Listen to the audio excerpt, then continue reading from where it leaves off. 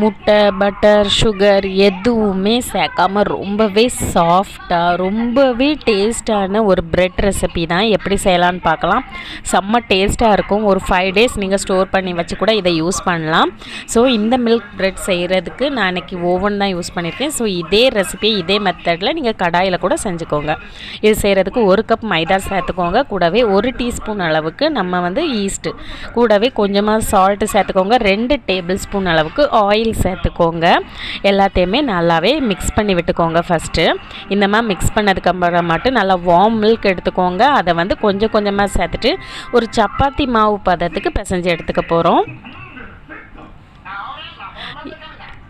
இந்த பண்ணை பொறுத்த வரைக்கும் நம்ம முழுக்க மில்க் மட்டுமே யூஸ் பண்ணியிருப்போம். ஸோ எதுவுமே கிடையாது, தண்ணி யூஸ் பண்ணக்கூடாது. ஸோ இதை இப்போ ஒரு ஒர்க்கிங் ஏரியாவில் வச்சுட்டு இந்த மாதிரி நல்லாவே இழுத்து பிசைஞ்சிக்கோங்க.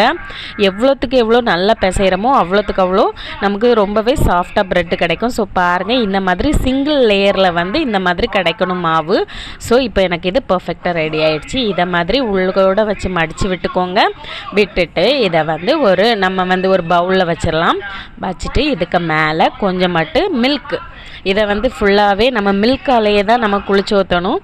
ஸோ கொஞ்சமாக மில்க் அப்ளை பண்ணிவிட்டு இதை ஒரு 1/2 அன் ஹவர் அப்படியே ரெஸ்ட் கொடுத்து வச்சுக்கோங்க. இப்போ ஒரு 1/2 அன் ஹவருக்கு அப்புறமாட்டு பாருங்கள், ரொம்பவே டபுள் ஆகிடுச்சு. இதை ஒரு டிஷ்ஷும் கொடுத்துடலாம். டிஷ்ஷும் ஸோ இதை இப்போ எடுத்துகிட்டு இதை ஒர்க்கிங் ஏரியாவில் வச்சிடலாம்.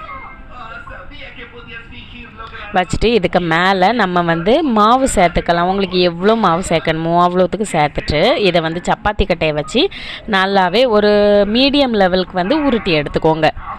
பாருங்கள், இந்த அளவு உருட்டினதுக்கு அப்புறமாட்டு இதை என்ன பண்ணணும், கொஞ்சம் கொஞ்சமாக ரோல் பண்ணி நல்லாவே ரோல் பண்ணி எடுத்துக்கோங்க.